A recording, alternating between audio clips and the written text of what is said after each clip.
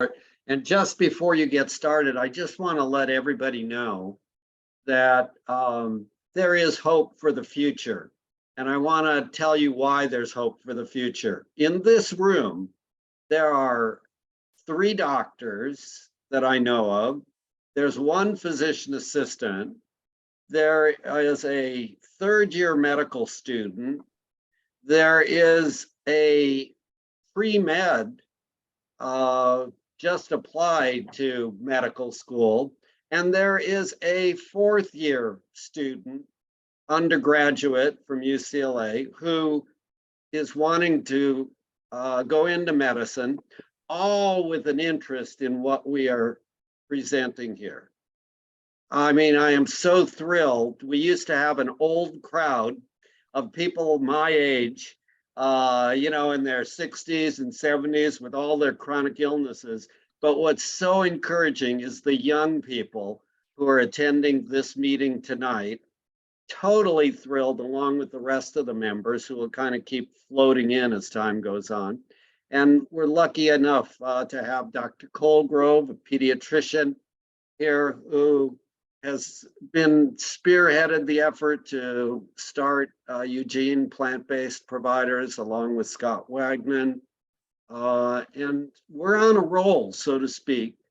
And it's gonna keep getting bigger and bigger as time goes on. So I'm very hopeful and thrilled that you could all make it tonight. Eric, take it away. All right, well, welcome. I'm Eric Colgrove, a pediatrician that works with Oregon Medical Group, and I'll be talking about plant-based pediatrics tonight. And hopefully we can make this interactive. So I encourage people to stop me anytime to ask questions, and we'll try to, Charlie, you might need to keep me on truthful about stopping and asking for questions. So okay. But yeah, let me go ahead and share my screen.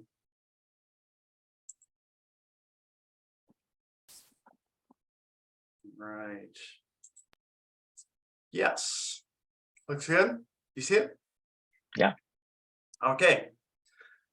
All right. Well, the pictures here show 2 of my favorite passions, pediatrics and whole food plant-based nutrition. And I've been able to combine these 2 in the past 3 years. And it really has been just so fun to use these 2 interests of mine in combination in clinic and to attend these wonderful classes. I mean, really, this has been a huge highlight in my professional and personal life in the past 3 years. So I'm very, very thankful. I first became interested in nutrition in medical school. They really didn't talk much about nutrition, but I realized then that it was going to be a really important thing. It became really evident to me that there'd be no nutrition education in medical school, and I was floored to discover that.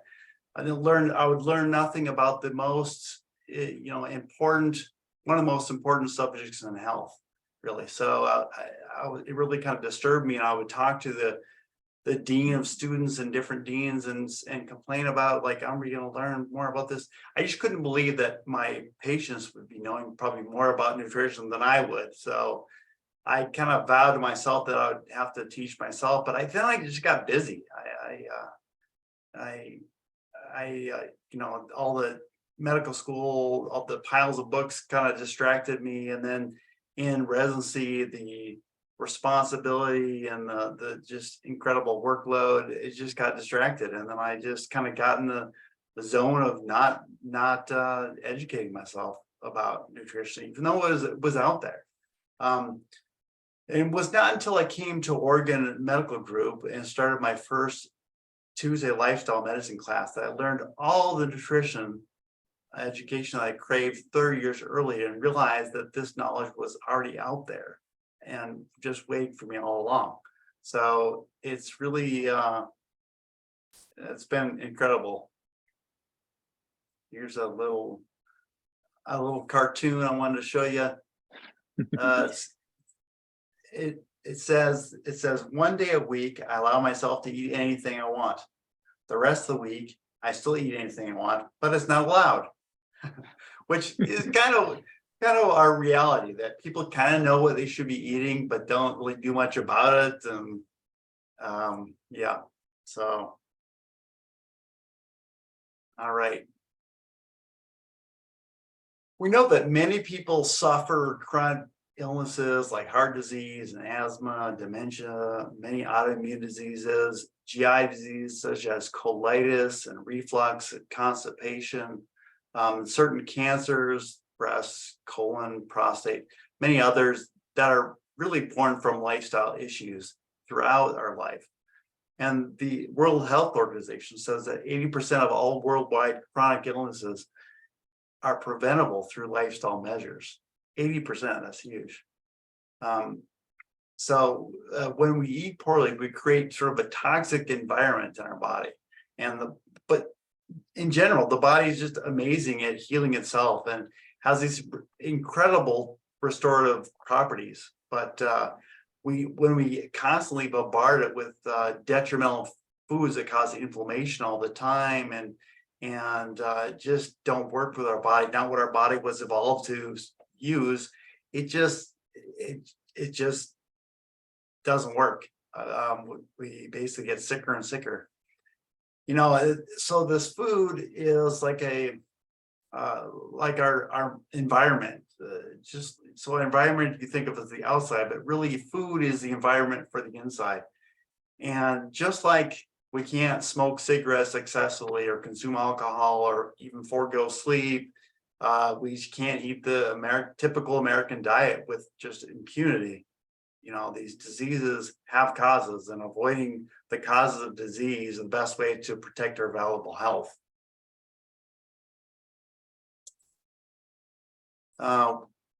We know that the first 1,000 days of life are critical for establishing good nutrition habits.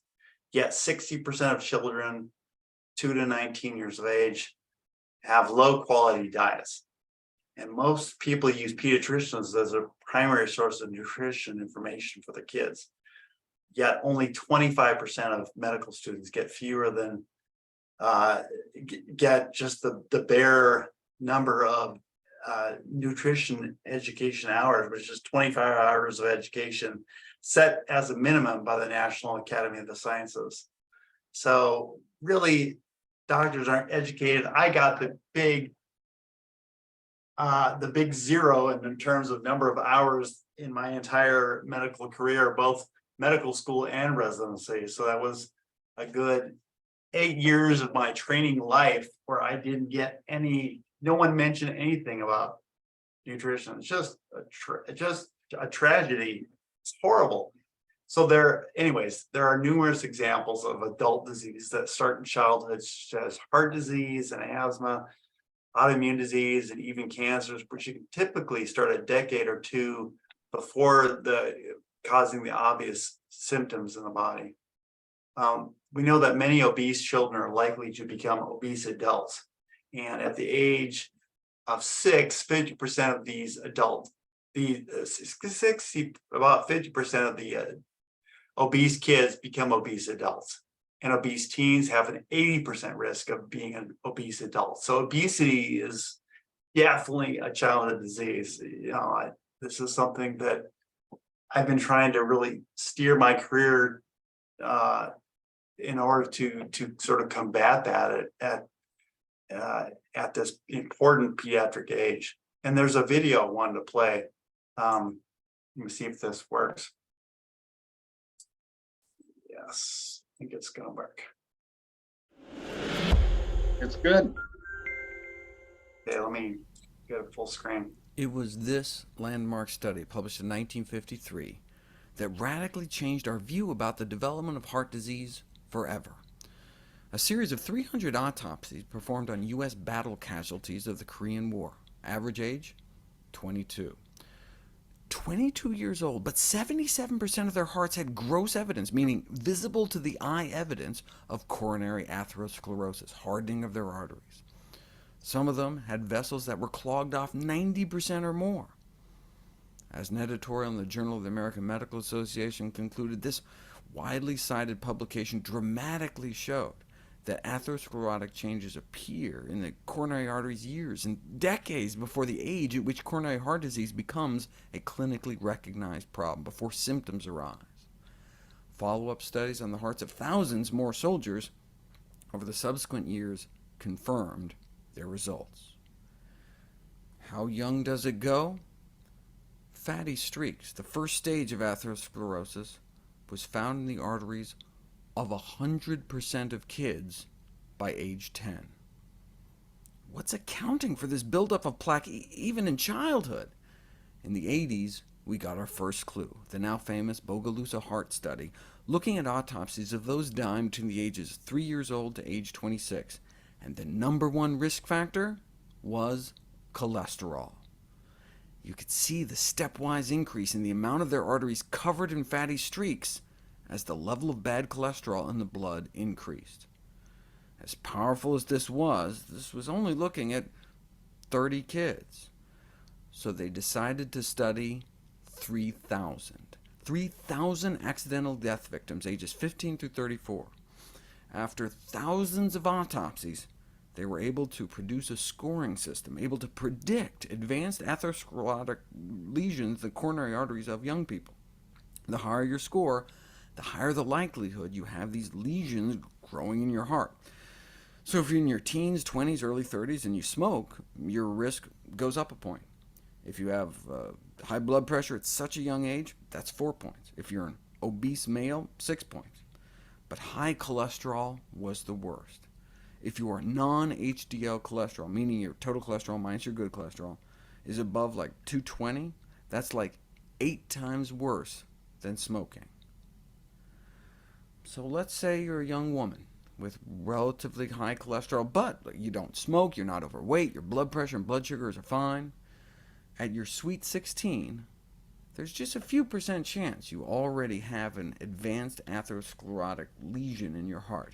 But if you don't improve your diet, by your 30th birthday, there may be like a 1 in 5 chance you have some serious heart disease. And if you have really high cholesterol, it could be closer to 1 in 3.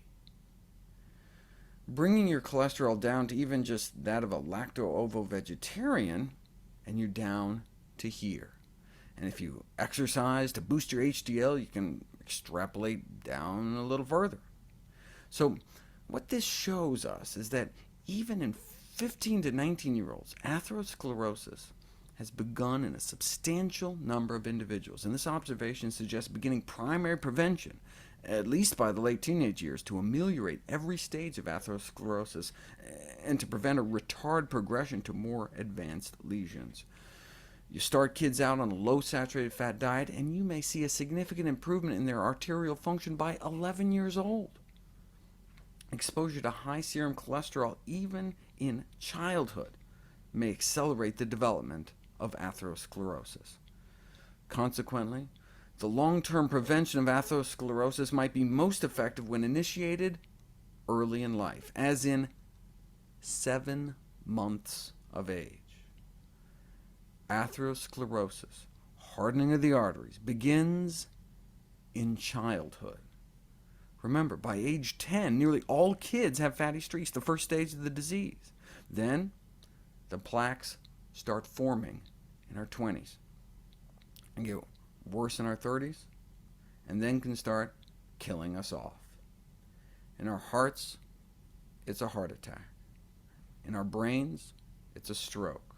In our extremities, it can mean gangrene. In our aorta, an aneurysm. If there is anyone watching this video that is older than 10 years of age, the choice likely isn't whether or not to eat healthy to prevent heart disease. It's whether or not you want to reverse the heart disease you already have. Ornish and Esselstyn proved you can reverse heart disease with a plant-based diet. But we don't have to wait until our first heart attack to reverse the clogging of our arteries. We can start reversing our heart disease right now. We can start reversing heart disease in our kids tonight.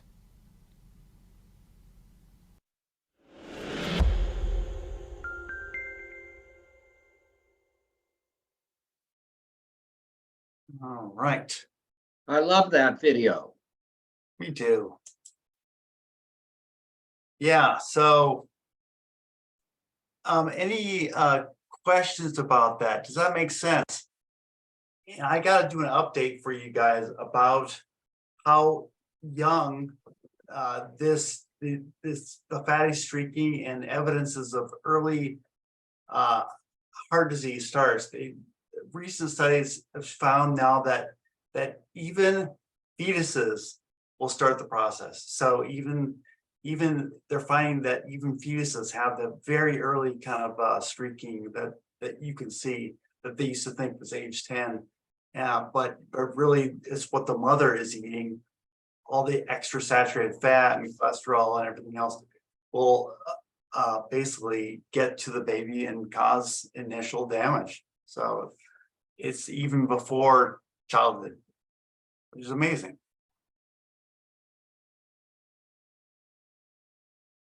Any thoughts, any concerns or questions? Okay, Don't be shy. You can, don't be shy. All right. And all right, so starting off with pregnancy, studies have been done showing what the mother eats when she's pregnant affects the taste preferences of the fetus later in life. Just think of that. I mean, that's so when we're talking about cholesterol, but this is talking about the taste preferences. So you can actually affect the taste preferences of your child in the womb. Some maternal foods also can cause great harm to fetuses through infection or effects of toxins. And then breastfeeding benefits. I mean, they include all kinds of things like decreased asthma, decreased ear infections, gastrointestinal illnesses, obesity, SIDS, childhood leukemia, diabetes. We definitely see a decrease in diabetes. That's been known for decades. Let's see. Most new mothers struggle at least some degree initially to get breastfeeding to work. So we have lactation consultant services such as Daisy Chain or the hospital nurse services. And just see here, hold on a second. You know, I mean, the other thing is that some women can't breastfeed at all, right? So they're stuck with not being able to breastfeed. And what do you do then? Well, thank goodness there are breast milk banks, but the breast milk banks are definitely expensive. Breast milk banks are actually where people donate. There are definitely women that are high producers. They have all this extra milk.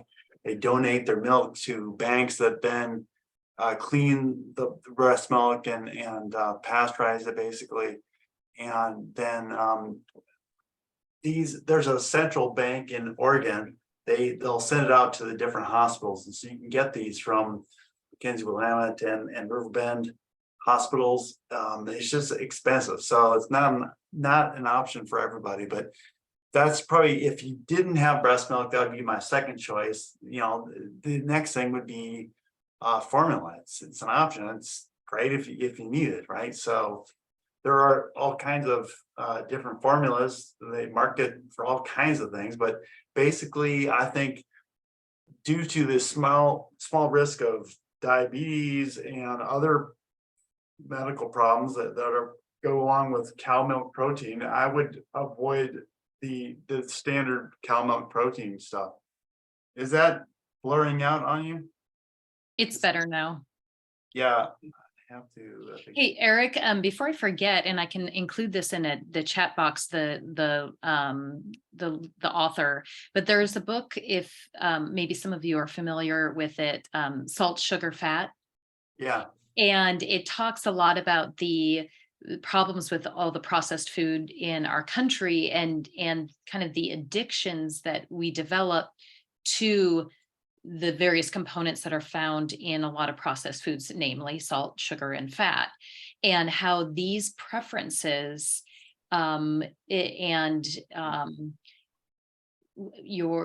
what you become accustomed to in your diet start, just like you said, in infancy, and probably in utero also, but in infancy, and a lot of it has to do with what infants are getting exposed to early on, as far as food choices. Yeah. So it's a really good book. And so I can put that in the chat box if Yeah, anybody please wants do. to look into. Salt, sugar, fat. Yeah, we actually read it. We have a book club associated with this class led by Lisa Chick, the third-year medical student, and that was the book we just finished reading in the book club. All right, so I was talking about formula. The thing that I would recommend for people to do is the plant-based formulas. Soy is the typical one.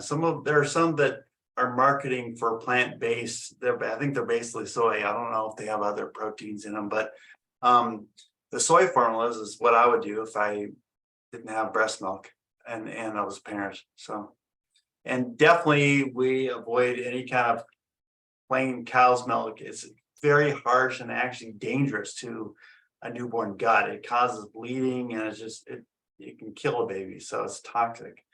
And there's a very good video that came out yesterday from Dr. Greger about breast milk. Let me get that because it's got some good information in it. So let me pull that up.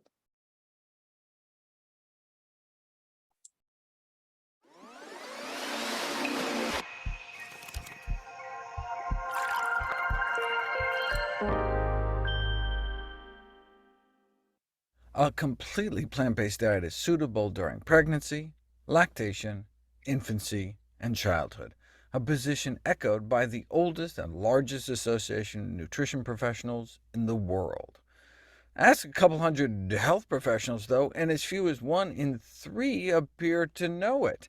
Like any diet during pregnancy, though, it should be well planned, which means consuming large amounts and a wide variety of plant foods from all the plant food groups, including whole grains, legumes like soybeans, regular beans, split peas, chickpeas, and lentils, vegetables, fruits, and nuts and seeds. Make sure to get enough calcium from healthy plant-based sources and sufficient vitamin D from sun or supplements. And critically important, make sure you get a regular, reliable source of vitamin B12. I have a video about B12 in pregnancy and for kids here. The 2 books I recommend for raising plant-based families, published by 2 of my favorite evidence-based dietitians, are Your Complete Vegan Pregnancy by Reed Mengels and Nourish, co-authored by Brenda Davis. It's a good one. Ooh. Did I stop it? I did.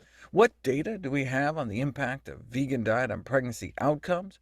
The vegans had a significantly lower gestational weight gain by about 6 pounds, and lower birth weights, but just by a few hundred grams, both about 7 pounds each within the normal range, with no differences in the rate of preterm birth, nor any significant differences in the umbilical cord blood, B12, folate, or iron marker levels between the study groups, not surprisingly, since the vast majority of both groups were taking prenatal vitamins, as they should. What about the composition of breast milk from those eating vegan or vegetarian diets? The systematic review has shown that all non-vegetarian, vegetarian, and vegan mothers produce breast milk of comparable nutritional value. Even omega-3s? There was no difference in milk DHA composition by diet group, but that's not saying much, since over 80% of study participants had milk concentrations of the long-chain omega-3 DHA below target. I talk about the best way to get pollutant-free sources in a previous video, which we'll link down in the doctor's note on nutritionfacts.org or in the description on YouTube. The meat and egg industries like to scaremonger about choline, but wait, this study was written by someone with no conflicts of interest. Liar! Here's a corrected version. The competing interest section has been updated, and surprise, surprise, the author is a member of a meat industry-funded advisory panel. The truth is, there's just as much choline in the breast milk of vegans as those who eat eggs or meat. There is something egg-free, meat-free mothers may not be passing on as much, though: industrial pollutants, like the banned pesticide DDT and cancer-causing PCBs. The highest levels were found in the milk of fish eaters, and the lowest levels found in vegetarians. Even just cutting out meat may cut DDT stores in half. For example, here's the level of pesticides and carcinogenic PCBs found in the breast milk from 2 sisters with different dietary habits.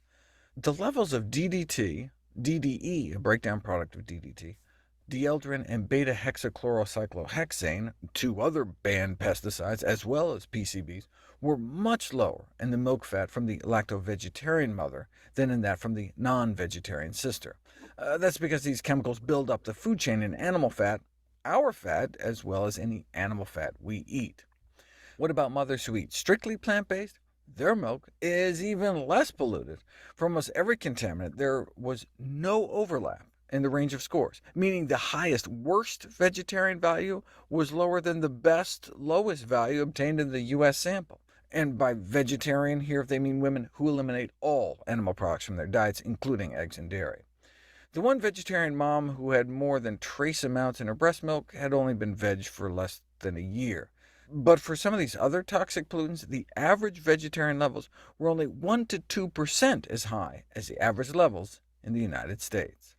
Breast is still best regardless of the dietary pattern of the mother, but nursing infants of vegetarian women whose diets are low on the food chain, in other words plant-based, have the advantage of being exposed to less chemical pollution. Yeah, that's pretty impressive. That video came out yesterday. Exciting.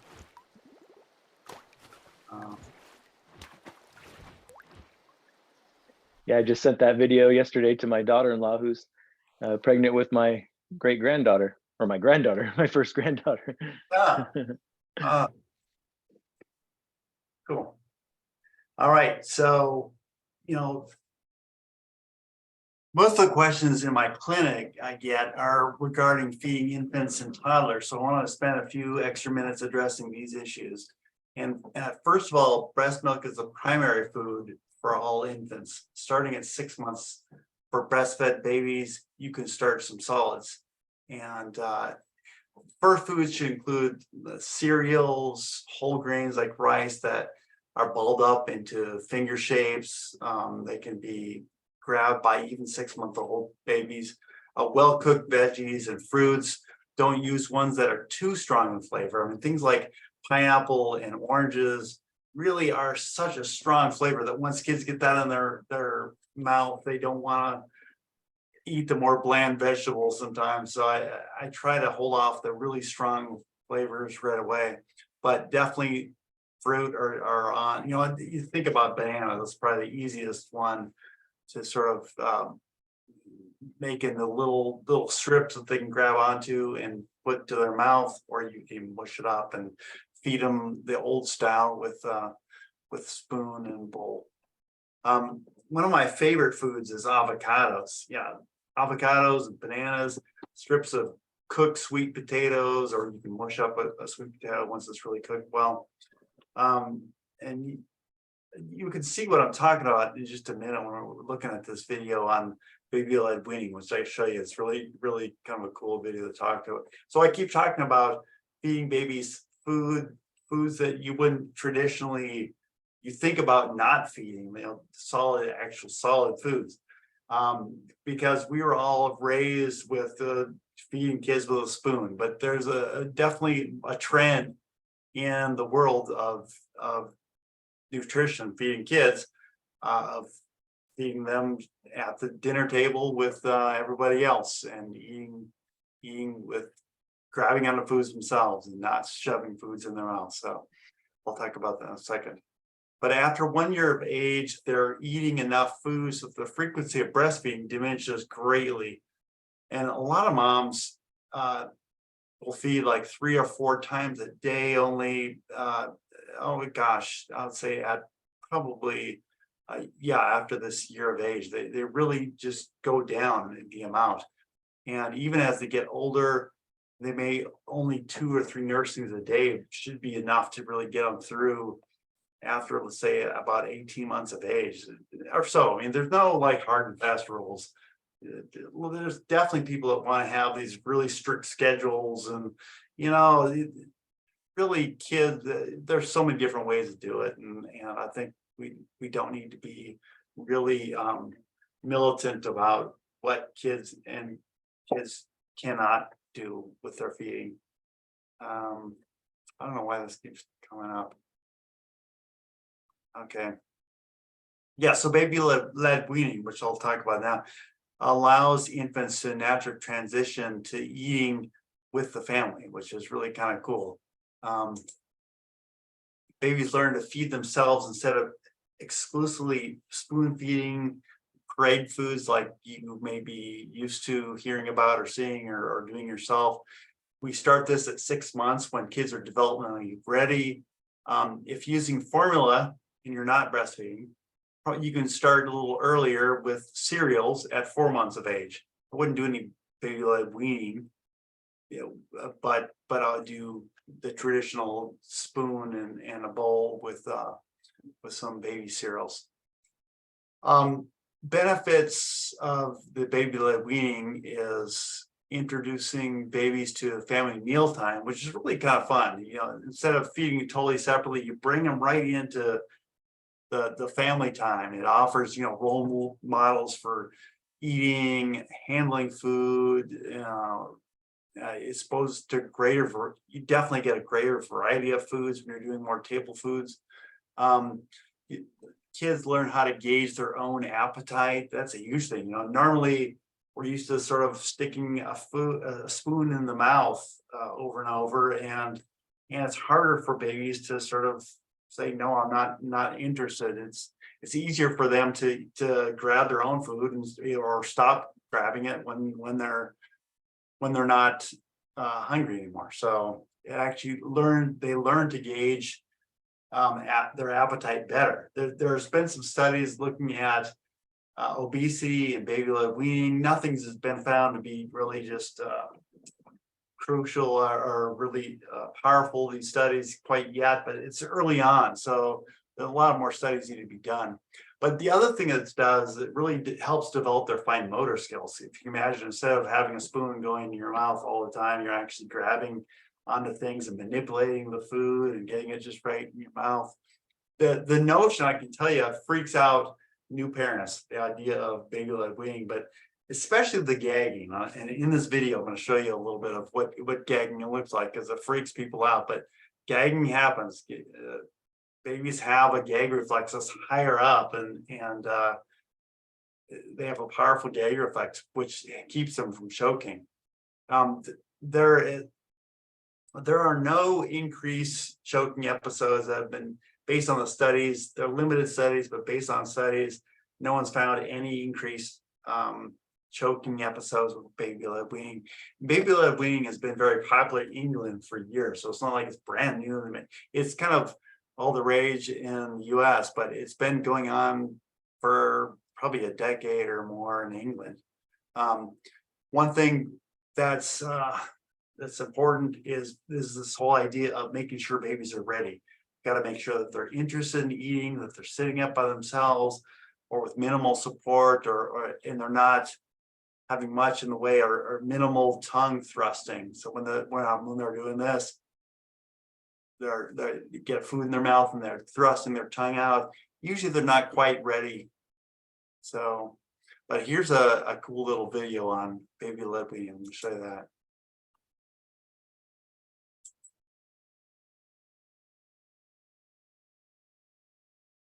Oh, there's an ad here. Sorry, guys. People remember heartwarming ads, so bundle and save with Liberty Mutual. Oh, so educational. Oh, Graham, I love you.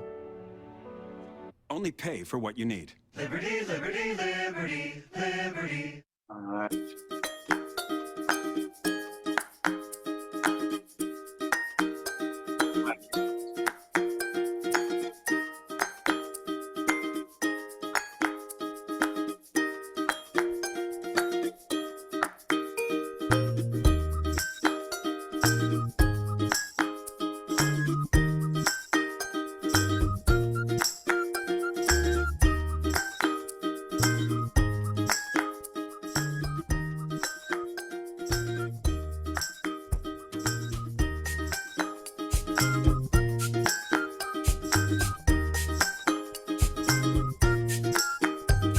Wait, why can't I make this full screen?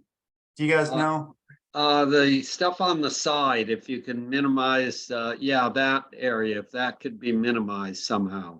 I don't see anything. Maybe you could catch the edge and between the main video and pull it over. Yeah, right in that area. See if you can grab onto it and shift it over a little. It won't. This is weird. Huh. It worked yesterday when I did it. Normally, you see that really didn't help. Normally there's a full screen Right. thing here. But How about press those three little buttons at the right? little Yeah, buttons see what there. they say. No, shows, oh, it shows transcript, maybe I get rid of that. Oh, and then you can X that out now, the I get transcript. that. No, Oh, it didn't do anything. Right, we can still see it. Sorry, guys, so some of the video, I guess, is gonna be cut off, or, it's okay. all right. All right, I'm gonna keep going. It's almost over.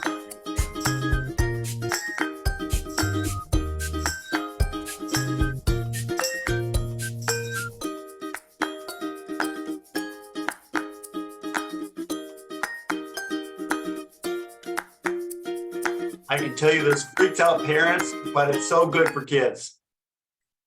So definitely recommend it. You don't have to, but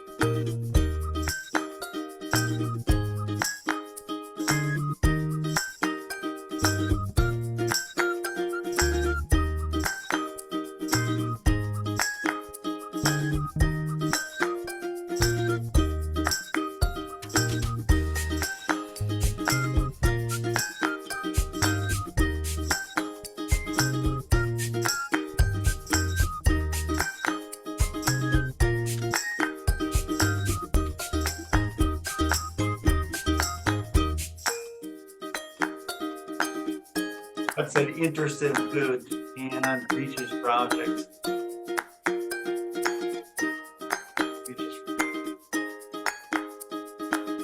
That's it, makes chewing faces. Darn. No idea why.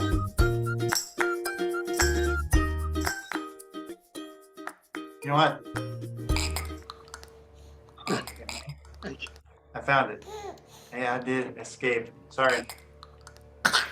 So this is just showing the normal gag. This is protective. It freaks parents out so bad, but this is important for people to see. Protects them from choking. You gotta have a good taste reflex. This is all normal stuff.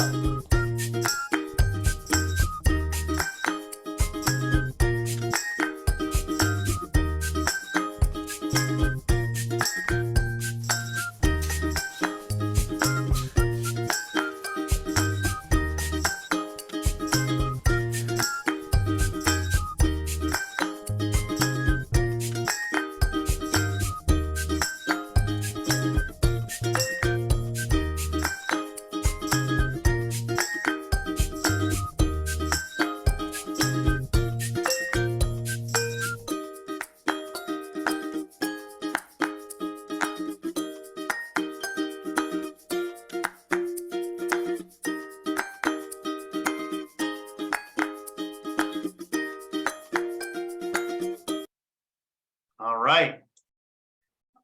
Well, isn't that cool? You like It that? was very cool. Great video. Love it. Is That's important to see the gagging because yeah, my reaction would be, oh no. I have to do Heimlich, you know. So So Right. Ed, you have a question? yeah, Kenneth, you have a question? Who's got a Uh, question?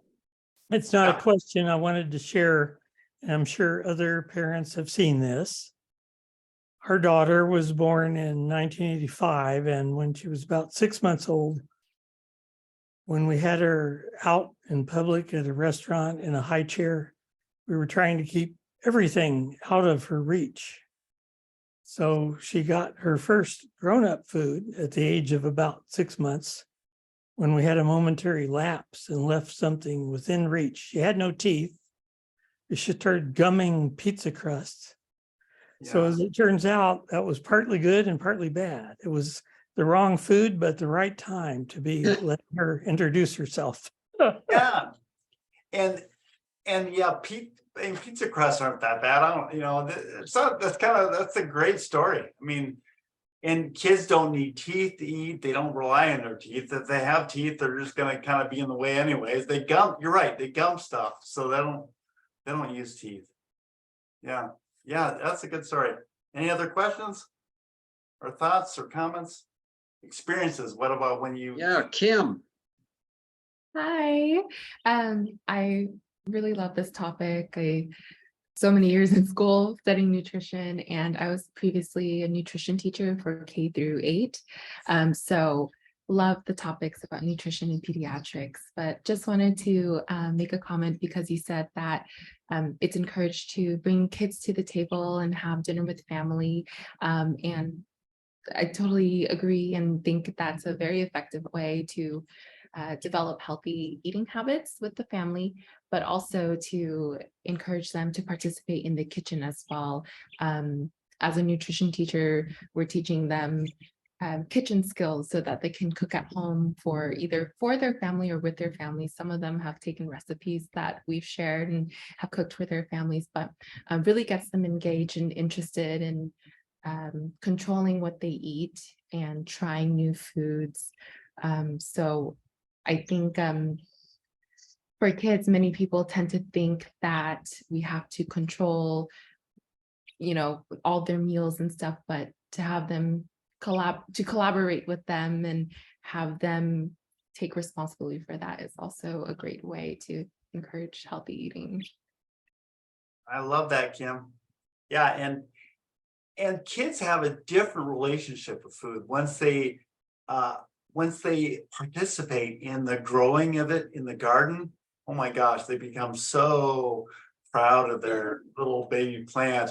And then if you take it in the kitchen and involve them with the actual cooking of it, it's just a totally different relationship with food.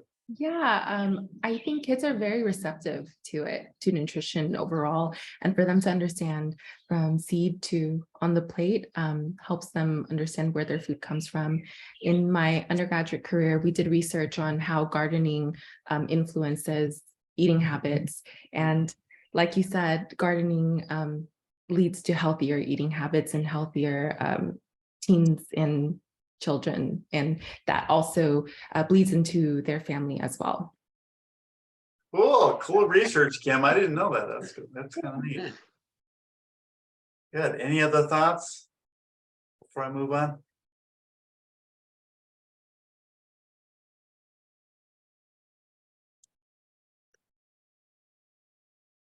Love the video so far. Oh, good. Yes, Marcia. My 2 youngest grandkids love to help me in the kitchen, cooking and whatever. So they're cooking, they're seeing what I cook. Good. Yeah, That's great.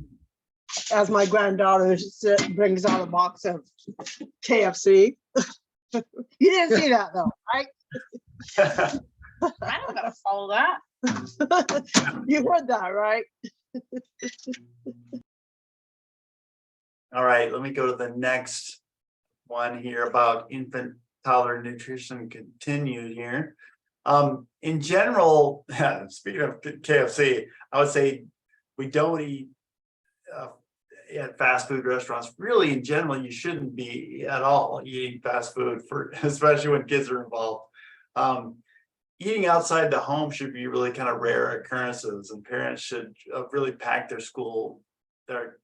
kids' lunches, school lunches, and plan family meals together really as much as possible. So this kind of gets them learning about actual what we should be eating, and the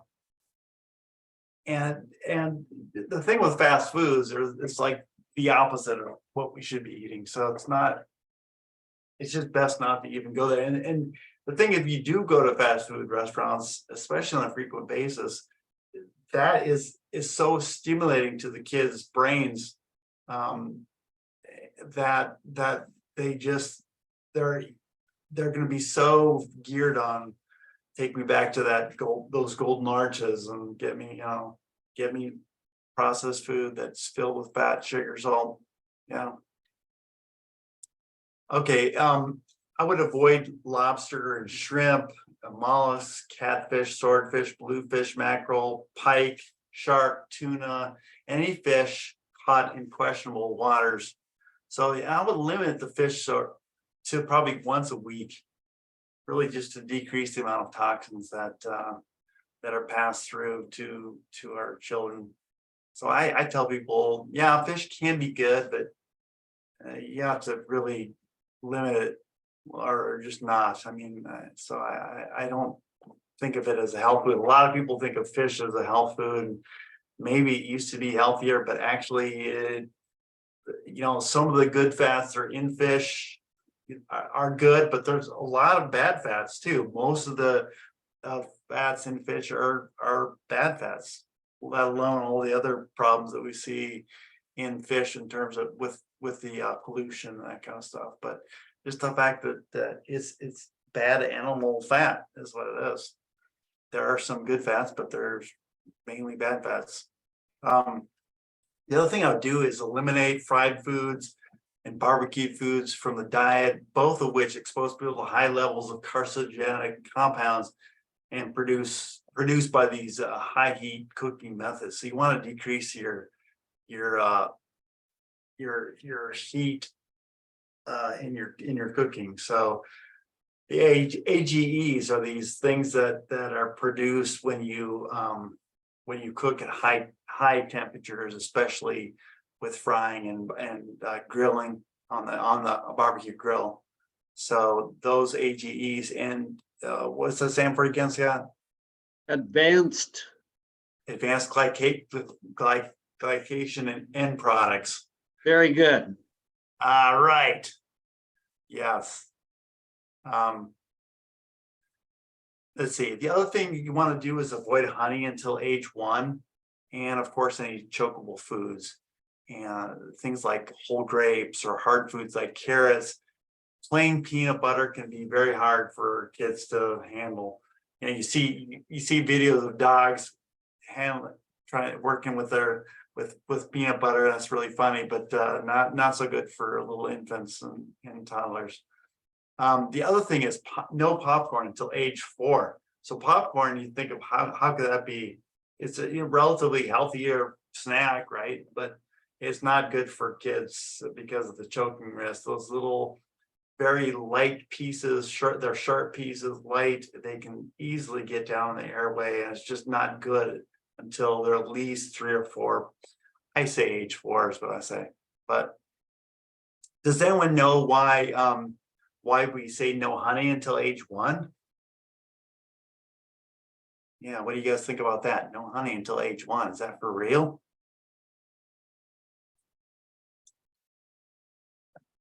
Is it because of their immune systems and like the bacteria or the antimicrobial properties in honey?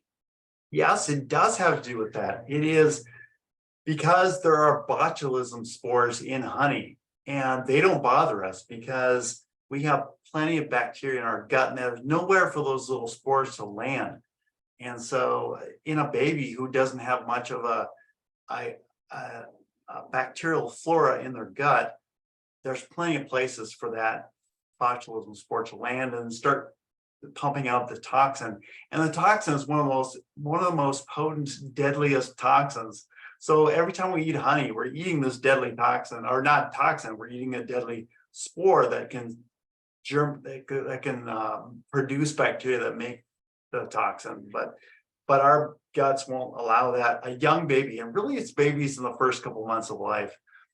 We play it safe and say 12 months of life, but really it's really those first couple months of life that we want to be very careful about. Some people ask me about, like, what about honey graham crackers in their 9-month-old babies or something? It's not going to cause any kind of problem. It's not a health food, so it's not something that's really good, but it's not going to cause botulism. So you're fine. You're fine from that perspective. I was thinking of something for a completely different reason. Yeah. What were you Depending thinking? on what you put it on and how much, it's usually so thick it could present a choking risk. Yeah, it's a good thought. Right. Kind of like the peanut butter effect and that kind of stuff. keep getting these. Can you see this thing that's time to rest your eyes, or is that just on me? This blue banner? No, you guys don't see that. Okay, never mind. My computer keeps popping up little stupid things, or it keeps blurring out. I don't know why it keeps blurring out, but all right, let me get to the next slide here. Oh, I'm not sharing even. Oh yeah, I'm not sharing. Let me get to that again. Okay, there, now it's sharing, right? Yes. All right.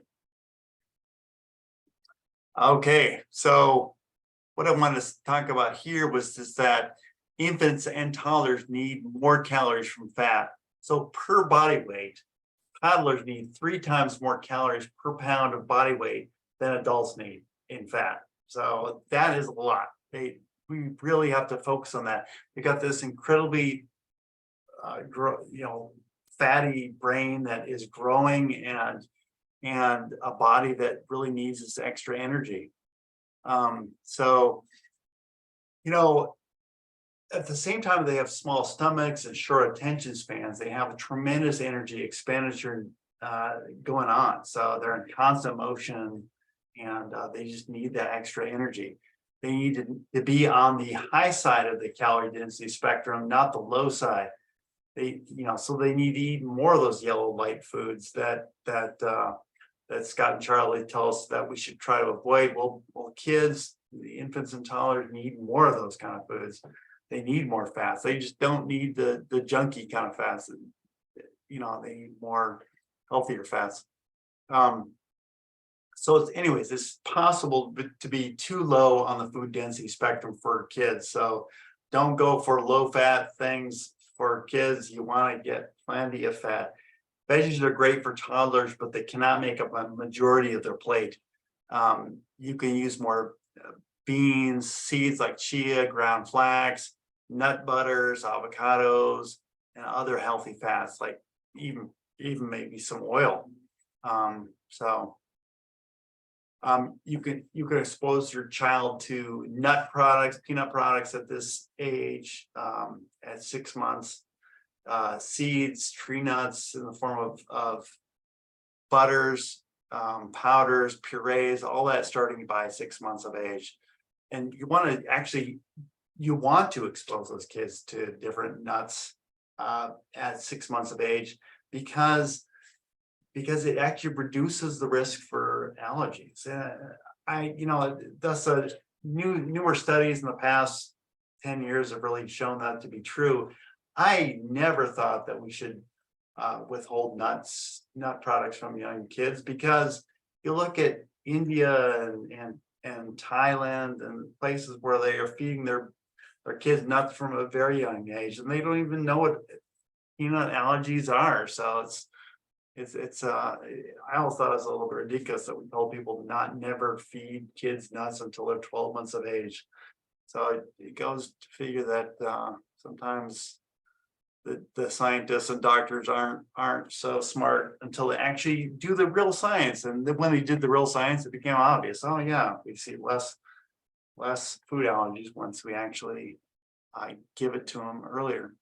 So one thing also, give kids iron-rich foods, since the iron source from their mother starts to run low starting about 4 to 6 months of age. And breast milk is not a great source of iron. So give iron-rich foods like beans, greens, seeds, fortified grains, those kind of things. So here is the crux of feeding a toddler. Never be concerned about how much your child eats, and remove all processed foods from the house. So those are the two things that parents typically nowadays don't do. They're very concerned about how much their kids eat, and they feed them plenty of processed foods. They don't think about it at all. But really, the first one, don't be concerned about how much your child eats, and of course it can be difficult for parents to kind of be detached from their child eats, but rest assured that a child actually gets when your child actually gets hungry, he or she will eat and then stop eating when they're no longer hungry, and know more about no more than doctors and parents about how much they have to eat. So they'll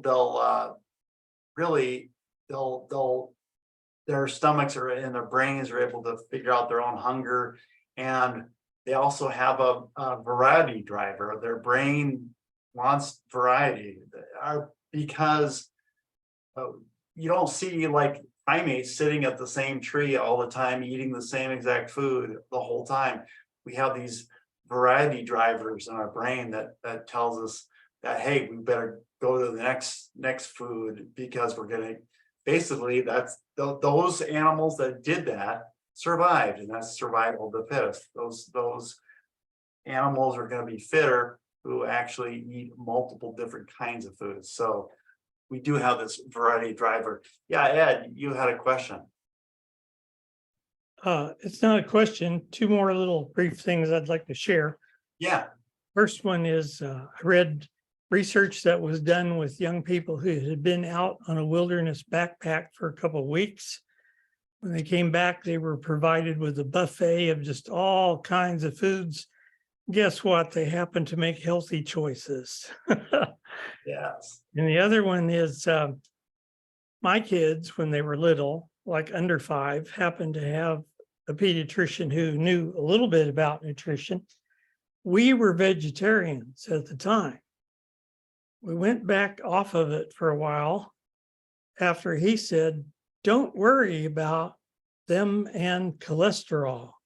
He focused on one little thing. He said, the myelin sheath around the nerves needs cholesterol to form. That's what it's made of. Yeah. Yeah, it turns out your body makes plenty of myelin and cholesterol itself. So your body has the ability to produce this kind of stuff. So it turns out that, yeah, it's kind of gone up and down about how much we worry about dietary cholesterol, but overall, I think that dietary cholesterol, there's nothing healthy about it, and we should be careful about how much we eat ourselves or our kids eat dietary cholesterol. Things like the huge dietary cholesterol is eggs, really, and kids eat a lot of eggs, and I recommend parents that don't feed their kids eggs. So but it is interesting that once they don't have other options around, junk food around, they will eat actually normal foods. So like, all the time parents will come to me saying, oh, my child won't eat anything but these junky foods. Well, it's not the kid that's buying the groceries, it's the parents. And what you realize is that it's really not hard to get picky eaters to actually eat real food with the family. At first, kids will press the buttons of their parents and their family. They'll figure out ways to sort of get what they want, but stick to your guns, and you just don't even permit unhealthy foods in your home, and kids will eat whatever is available. So it's really up to parents to stock the house with healthy foods, and they're not going to starve themselves to death. How many times have I said that in clinics? All the time. I mean, I think that parents are concerned that, well, if they don't get something, what's gonna happen? They gotta eat something. So I might as well give them this piece of junk food. Is that really the way to do it? To give them a little piece of junk food? No, it just reinforces that, well, when they want their junk food, they just will push all their other healthy foods away and wait for the junk to come. So yeah, any stories about that, anybody?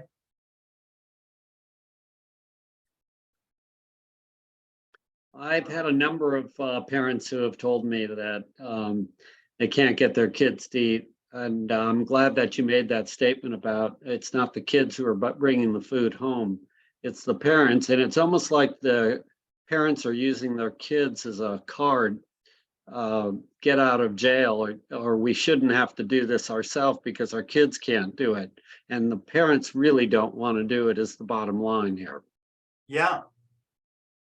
And it's interesting that kids, even older kids, will self-regulate how much they need to eat if you're not sabotaging their appetites by using processed foods. Processed foods sabotages your brain and you have no idea. You think you want more when you've already had all these calories. And so you're sabotaging yourself whenever you're eating those junk foods. So really, kids are smarter than any doctor, any parent about how much they need to eat. I promise you. Yeah.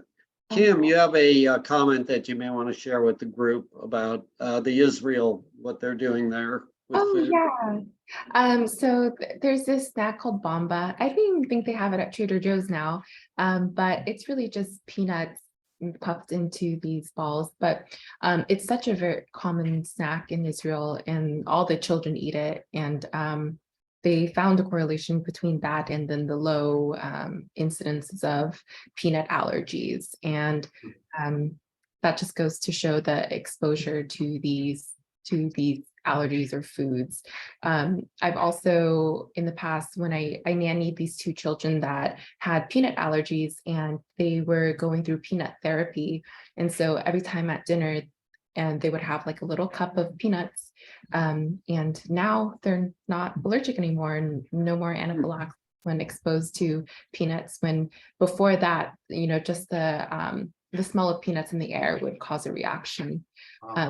So that's about the exposure. But about toddler nutrition, yeah, children are very smart. And I think parents tend to give up, and I get it, because you try so hard, you're already tired from being a parent, to get your kid to eat something. But studies have shown that if you're exposed to the food at least 15 times, you end up accepting it. So I think, it's just a matter of patience and effort with that.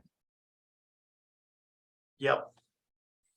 And Eric, I just wanted to add two things to this, because this is a super important point here. One is that for all of us, whether you're a toddler or adolescent or adult, we're going to eat what's around us, especially when we're starving or we're feeling like our, a little hypoglycemic. If you have donuts in the house or you have a bag of Doritos, it's right there, it's readily available. And often that might be your go-to food or snack. If you don't have it available, then you can't eat it. So a lot of it has to do, any nutritionist or dietitian is going to talk about, making good grocery lists and that sort of thing when you go and buy the groceries at the store. And the same thing when you go to the store, don't go when you're hungry and you're going to grab that container of donuts or all the, the chips in the aisle and those processed foods that are already ready to eat, but tend to be unhealthy. And so, that's for all of us.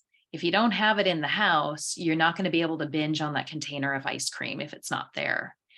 And then that brings up the second point. And again, kind of regarding planning, parents are so busy. Often it's both parents are working. They are super busy trying to get meals ready and healthy meals and do it in a timely fashion. And that's where a lot of meal prep can help. The kids are not going to eat foods that are difficult to, and maybe they will, but it's not been my experience that they're going to eat foods that take a while to prepare. So having those snacks already made, the carrot sticks already chopped up, or maybe the apples already sliced, or things like that, where it's easier for them to grab those when it's just convenient. It takes a little forethought, it takes a little planning, but that can really help people make healthier choises. I totally agree. I love the idea of making it just readily available. Even when if I have some peanuts laying around in sight, but I have a healthier snack instead, I know the peanuts aren't around or something, or I try not to have peanuts too much in my house, but but it's just so easy to, every time you're walking by, grab a little peanuts, and it's just not good. So it's saying, yeah, you definitely want to get the foods that you want and have some forethought, like you said, get those things just around the house, very easy to grab. Absolutely. Yeah. Thanks, Kristen.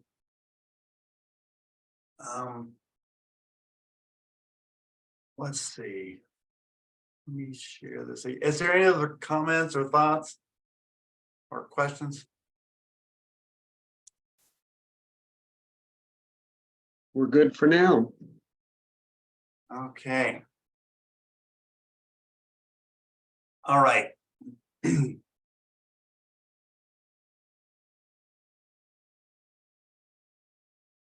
You know, the key to getting your kids eating healthfully really is to control the food that's in the house, like I said. Even with teenagers, controlling that food that they eat, they put in their mouth, is not easy to do. But if you have it, yeah, it's the same thing. You have it around the house, they're much more likely to eat that. They go outside the house and they eat some junk food outside the house, they may eat it, but I don't think you can control everything your teenagers do. You don't need to lecture them on it. I think, you know, what you can control is what you can control, and you teach them as they're growing up what these foods do for your body, and they'll make wise choices. Hopefully, I mean, not all teenagers do. Adolescence is a time of a little bit of chaos, and so sometimes they go the opposite way, which they'll survive it. But you know, if they're eating junk food for a couple of years, well, we did a lot worse than that, right? I think all of us on the screen probably ate for decades pretty crappy. Yeah, Ken, what are you gonna say?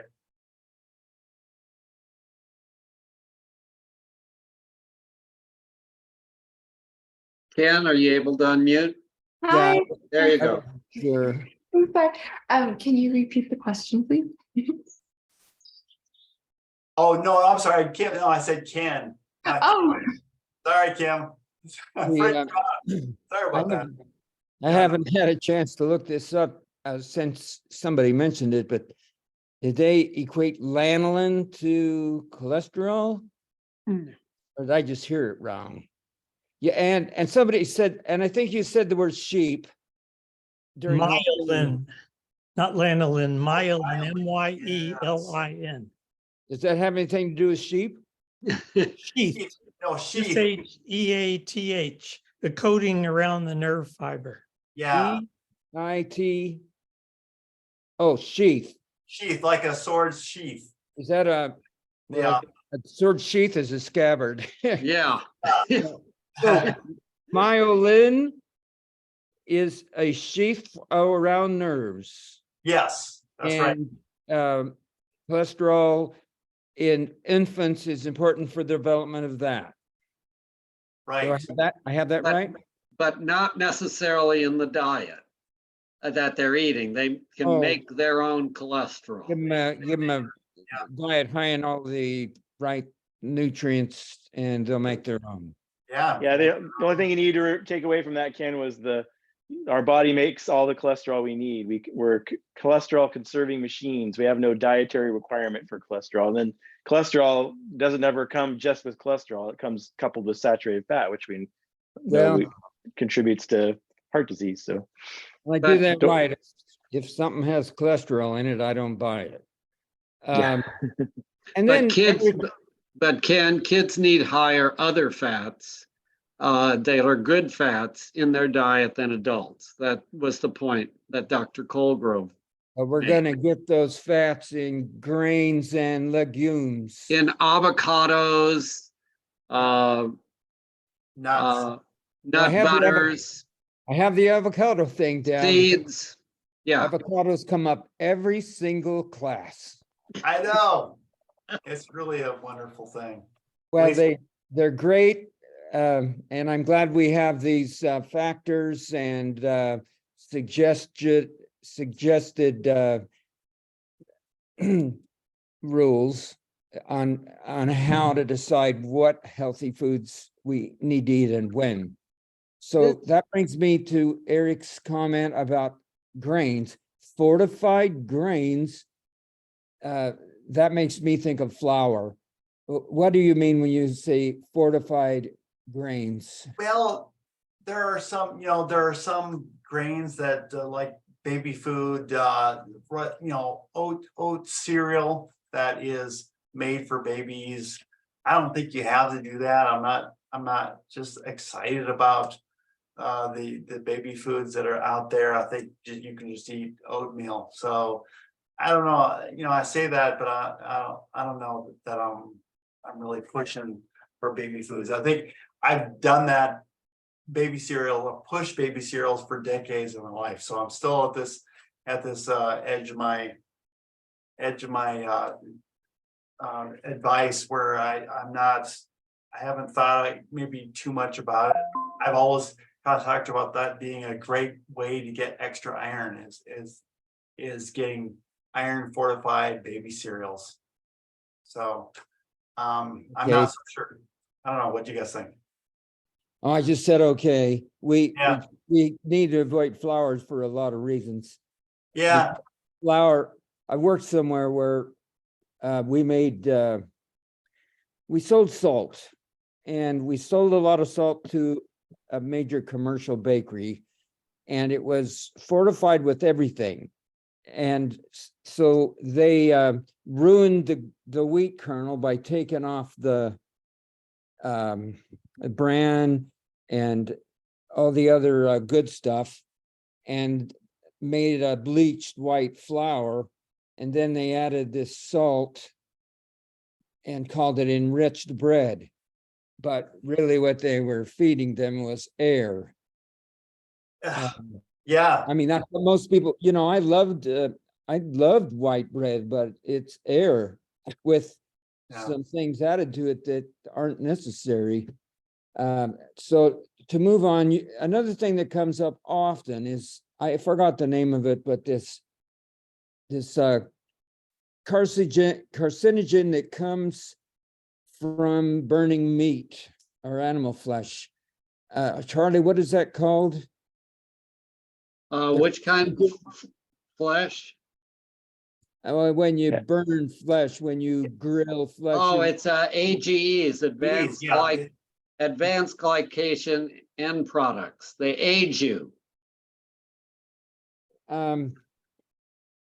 Eric would kind of mentioned that he didn't specify that it was just in meat. I'm wondering, Eric, do you think it could be in certain fruits and vegetables as well? Because I know most of us, now that it's getting nice, are barbecuing. I love to barbecue apples. I barbecue everything except grain. Well, I'd love to barbecue corn. Yeah. You think? There's a little bit, but it's much higher in animal protein, animal products.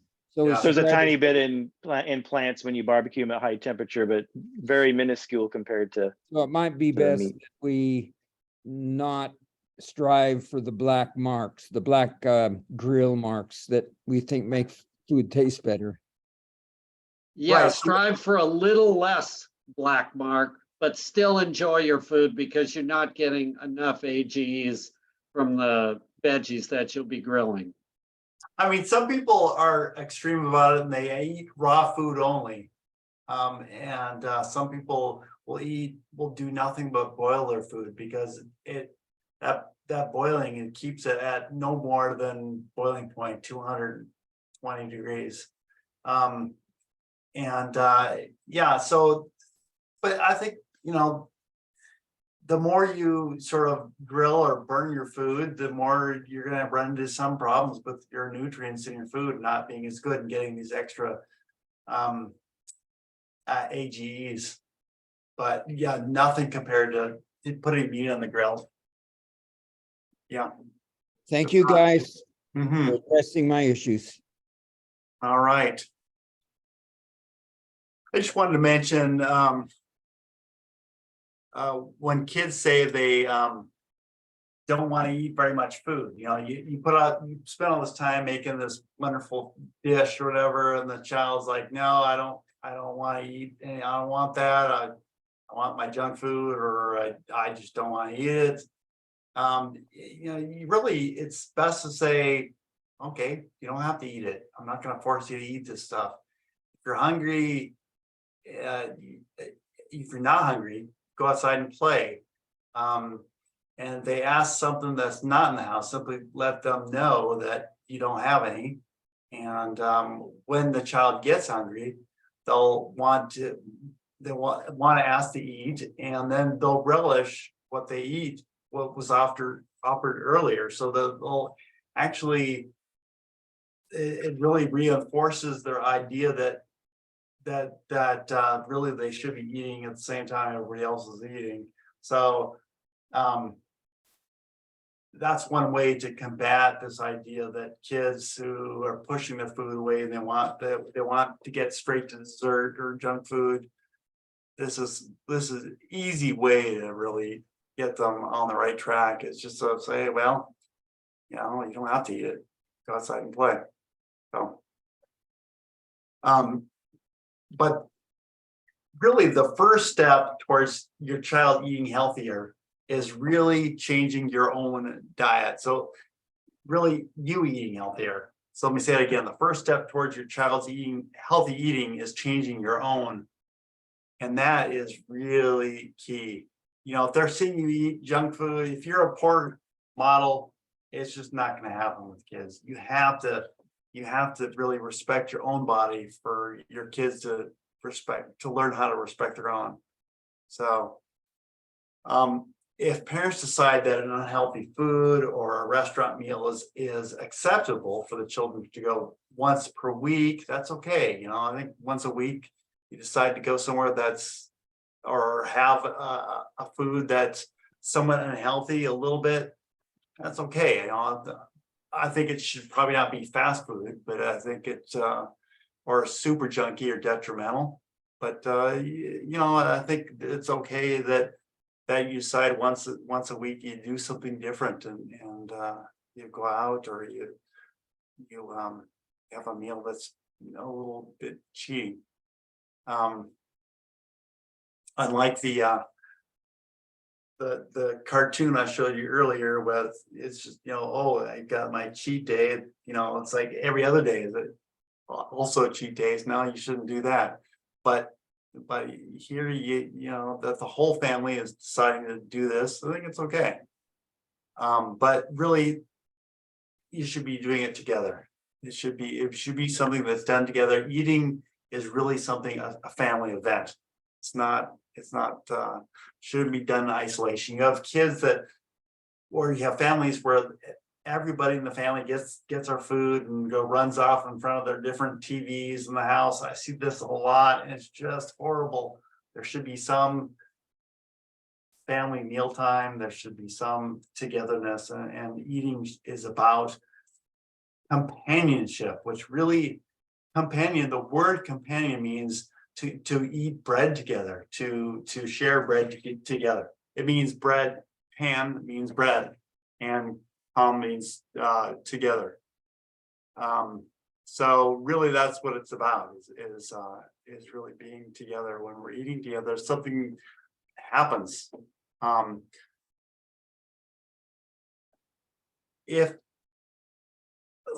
on one second. Oh,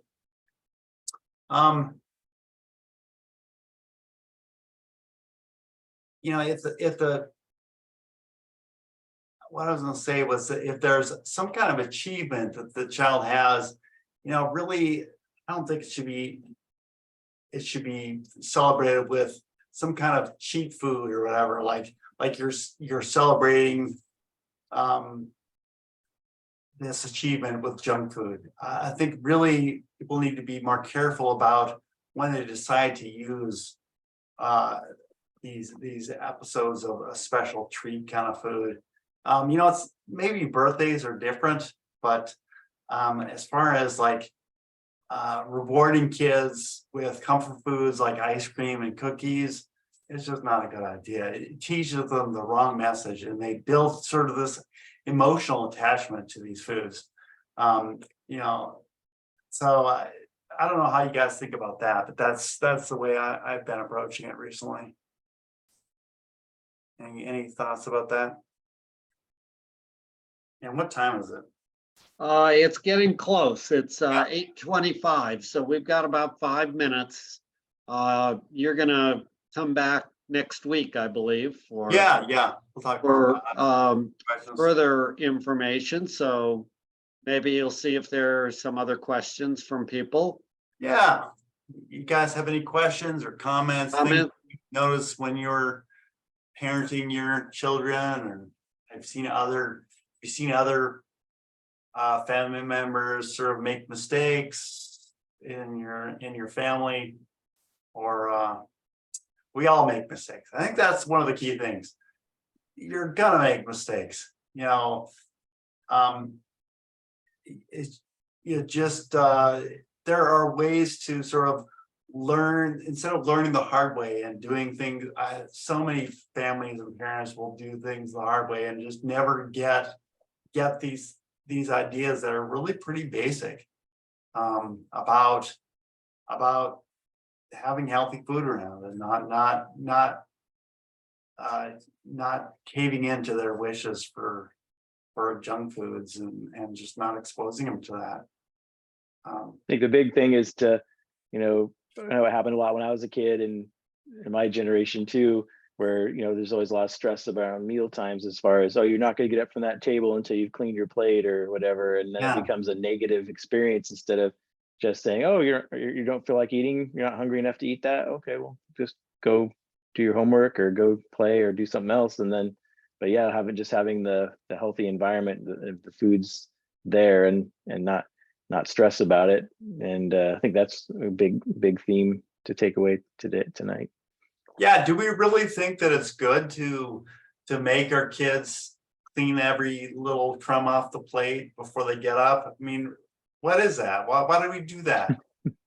Doesn't make sense.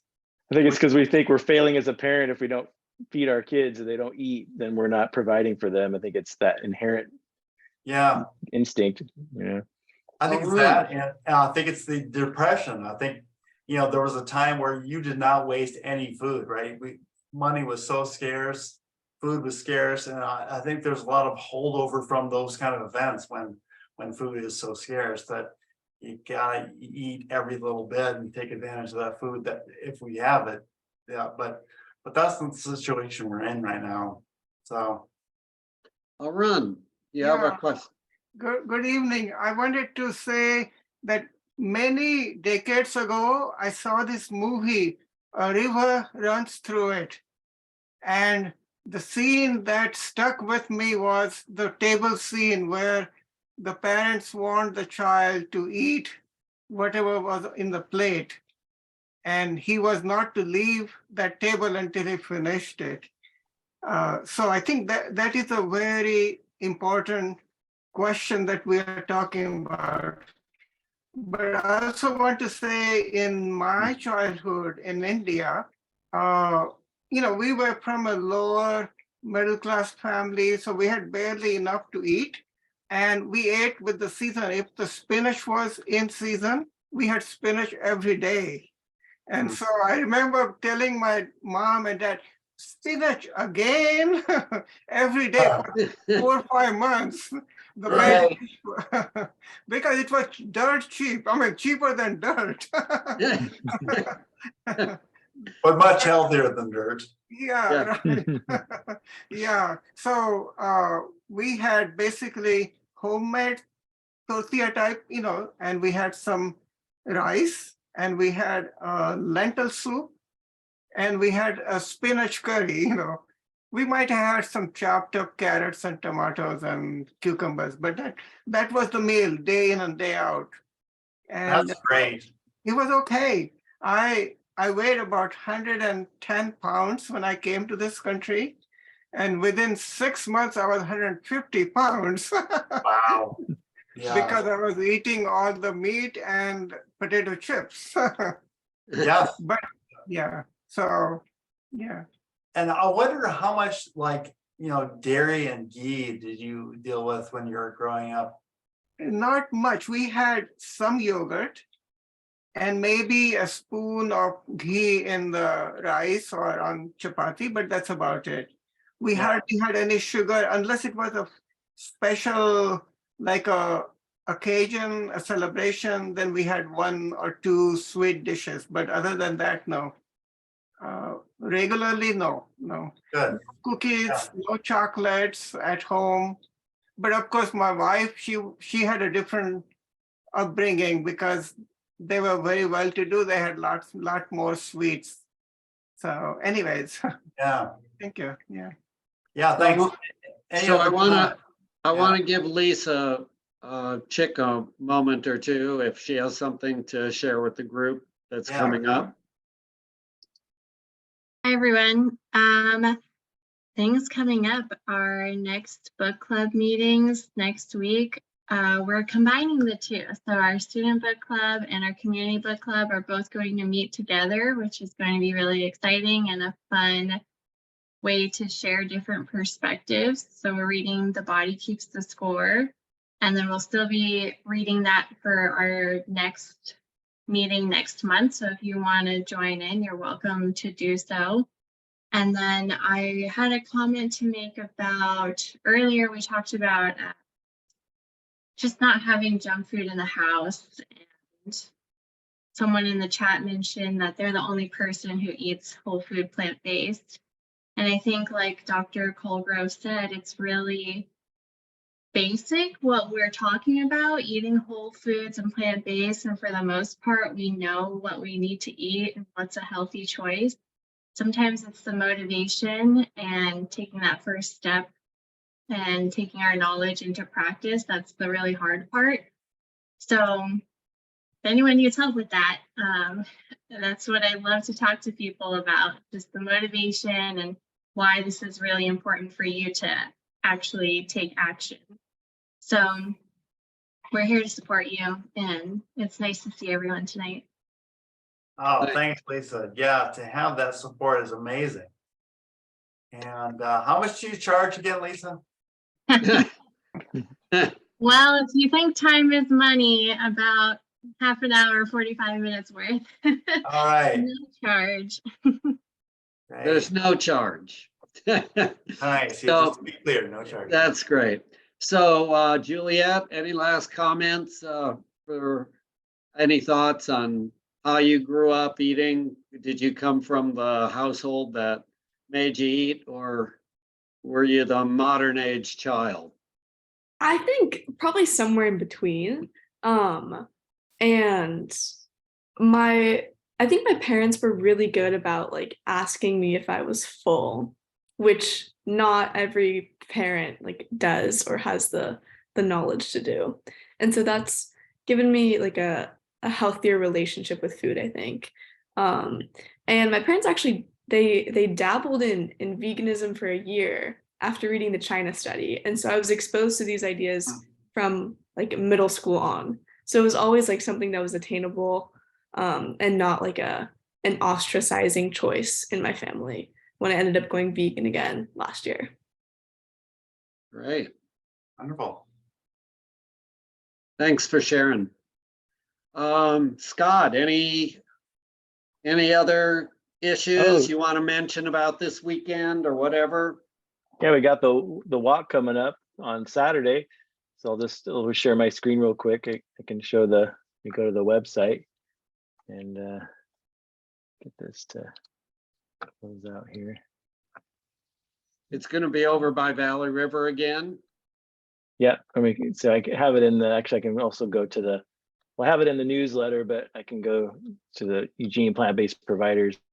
That's where I have it. I have it linked in the class newsletter that comes out on Sunday, but if you go to eugeneplantbasedproviders.com, go to upcoming events, click on that, and it's right here. So at 11 o'clock on this coming Saturday, at the Greenway bike bridge there, right at the kind of the far end of the Valley River parking lot by the river, where the bridge is right there. We just meet right there, and won't leave anybody behind. It is a walk, but don't if you don't walk very fast or very far, you can still come. It's more of a social event than anything, but it's yeah, we'll move around, we'll move and walk a little bit. And so I'd like have you join us for that. And then just a little plug too for the potluck, the plant-based potluck on Saturday, June 17th. So you can put that in your calendar as well. It's going to be at the same place as last year at that Day Island Park there in Springfield. So you can sign up RSVP for that. You don't have to RSVP for the walk, just come if you can on this coming Saturday. I just wanted to plug those two events coming up. Scott, I think also it'd be good to mention that we'll have a couple different walking groups. One's going to be hopefully a slower group with me because I have MS and I don't walk very fast at all. I don't walk very far. I'm not going to go as far. So I will be definitely hanging back. Good. Thanks for sharing that. Because yeah, if anyone that wants to hang back and just chat, that's great. That's the whole purpose of the event. So Hey, Eric. come on out. Yeah. Eric, bring your didgeridoo and play it for us at the picnic. Really? What? How do you know I played didgeridoo? You can Well, see it. look around to your left. Yes, well, that's a bamboo one. That's pretty cruddy. I don't use that to play, but I do have other. Yeah.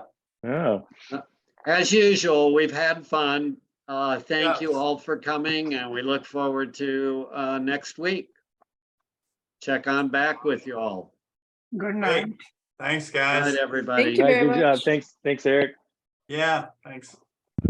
Thanks, bye. Bye.